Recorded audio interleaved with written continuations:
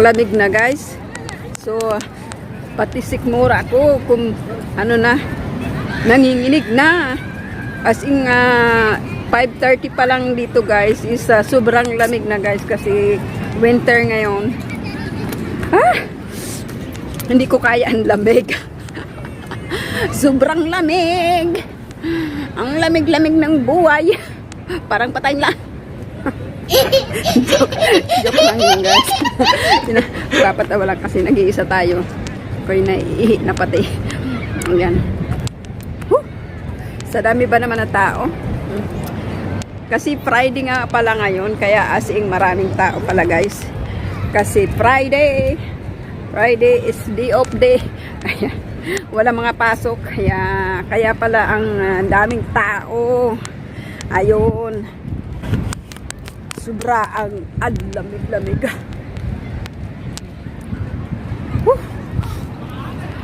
Mahina na talaga ako sa malamig na klima. Hindi na talaga kakayanin. Ay, may aso pa oh. May aso ba?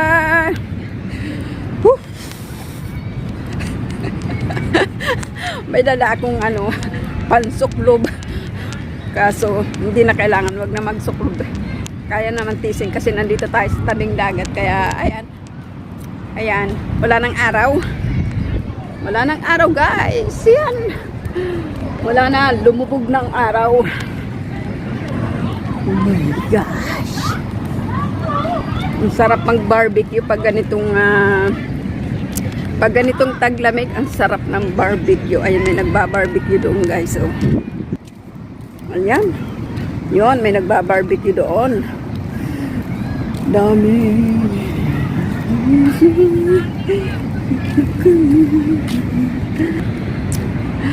Super lamig.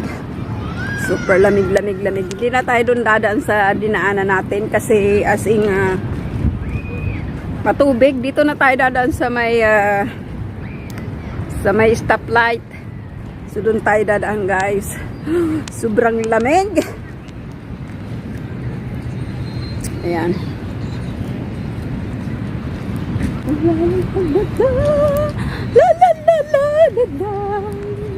Oh my God! Wow! Hindi tayo talaga.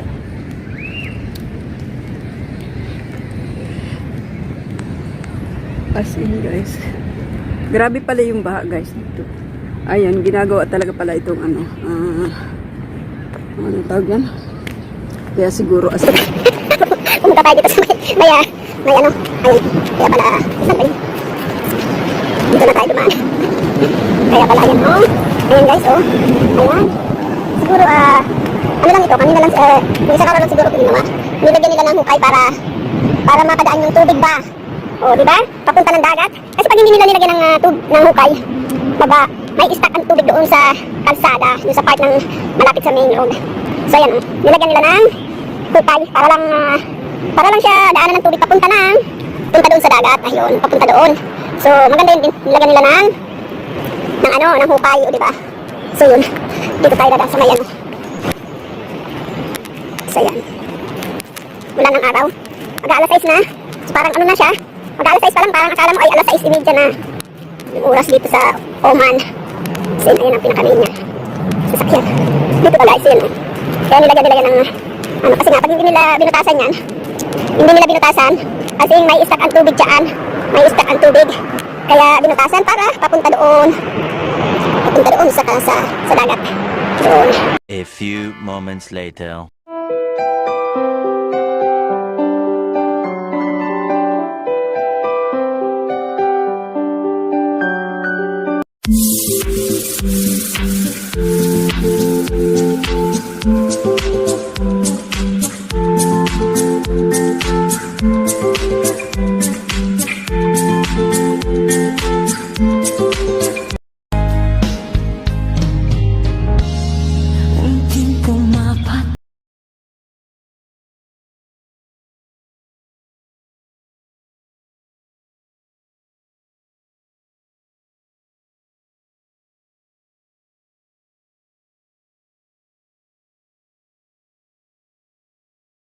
Dumaan kanina.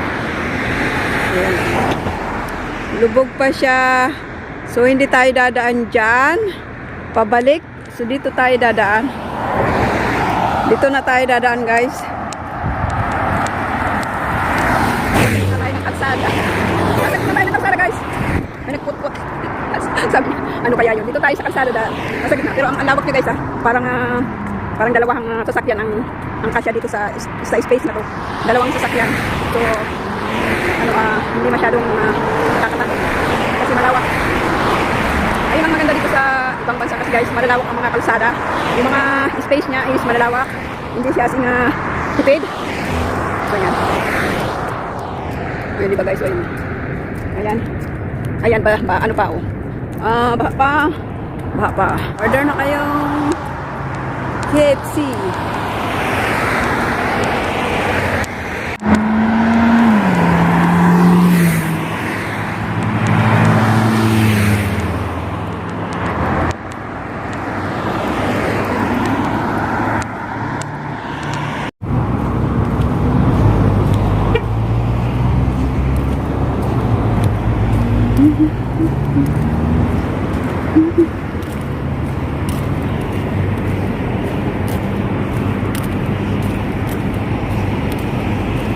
So ayan, guys, inabot na tayo ng gabi.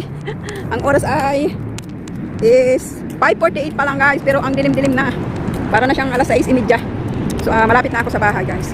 So ayan, ang stop light niya. So ayan, doon ako nang galing. Galing, guys, doon ako nang galing. Doon ako, guys, nang galing, guys. So let's go. Dadaling ko kayo sa pagdating natin sa bahay. Hanggang sa bahay na. So ayan. Masarap pala maglakad pag ganitong oras. Malamig. Saka yung wala kang iniisip na alalahanin ba, guys. Kasi pag nagpaalam ka ng maayos, so wala kang intensyon na baka may pumunta sa bahay, ganun. So kaya kayo, guys, kung halimbawa man kayo ay gustong kung wala mga amo nyo, mas maganda yung magpaalam kayo, guys. Kasi mahirap na kapag halimbawa yung anong mangyari sa atin, at least nagpaalam tayo, di ba? May permission yung ating mga amo na tayo'y nasa labas. O di ba, guys? So yun ang maganda sa nagpapaalam ng maayos, o di ba, guys? Kasi kung hindi tayo magpapaalam, ang isip natin ay yung isip natin ay yung mga amo natin baka may pumunta sa bahay or tawagan tayo or ano, basta. At diba, kung hindi natin hiniling kung may mangyari sa atin, so kasalanan natin yun kasi hindi tayo nagpaalam, di ba, guys? Mas maganda yung nagpapaalam. So swat na swat, guys, ang aking pagpunta sa beach, ayan. So ang daming tao, guys. So naabutan na tayo ng dilim. Malapit na ako sa bahay namin. Mga 5 minutes na lang. Bagal kasi ako maglakad, guys. Kaya dito tayo dadaan. Diyan na tayo dumaan kasi ayoko sa kalsada dumaan. Ayun ang kalsada. Baka tayo masabit. Di ba, guys? Baka tayo masabit ng mga sasakyan. Ay, ang bibilis ng mga sasakyan kumandar. So ayan.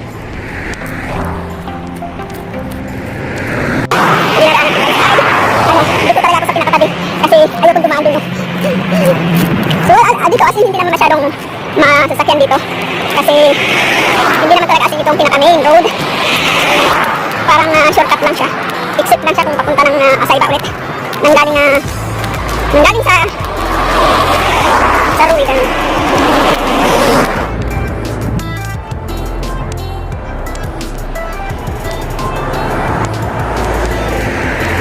Sa kabilang kalsada. So, nakakatakot dun. Dito tayo. kung saan na lang tayo doon. Madilim na. So ayan, thank you, guys. So ayan, tapos na po ang aking pagpunta ng beach. Ayan, salamat po ng marami sa inyo at sana nag-enjoy po kayo sa aking mga pa-views dyan. Ayan, sana po nag-enjoy kayo at salamat po sa lahat ng mga suporta nyo, sa mga ka-team bikers ko. Ayan, thank you po sa inyong mga suporta at sa ka-team Shark ko, Team Shark. Salamat po sa inyo ng marami at hindi nyo po ako iniiwan sa ere. Ayan, God bless you po sa inyong lahat at sa aking pamilya at sa aking mga kaibigan, mga katropa. Ayan, maraming salamat po at sana lagi nyo po akong susuportahan sa lahat ng aking mga ina-upload. Huwag nyo po akong iiwan sa ere. Ayan, charot lang. Ayun, guys, Basta maraming pong salamat sa inyong lahat at ang problema ay hindi pinoproblema at ang problema ang dapat na problema sa atin guys. Yun ang lagi kong sinasabi guys. So enjoy lang po tayo. Life is so short, sabi nga nila, di ba? So ayan. Medyo malayo-layo pa ako sa bahay namin. So, nagdadadakdak na naman tayo. Ayan. So ayan, thank you so much everyone. Everyone. Happy 2022. Ayan, sana maging happy tayong lahat ngayong taon na to. At sana kahit anong balakid ang lumaking sa ating buhay ay ating malalagpasan yan. Thank you so much guys. Ayan. Nandito na tayo sa bahay guys. So andyan na, lapit na, ilang hakbang na lang guys, bahay na. Napagod yung paa ko kakalakad. Ang hirap maglakad ng ganon pag hindi ka na talaga nasanay ng mahabang lakad. So mangangalay na ang paa mo guys. So ayan guys. So ayan, nandito na ako guys. Ayan ang bahay namin. So ayan, inilawan ko na talaga yung harapan namin kasi sabi ng tatay ko, ilawan ko na daw. So ayan, di ba?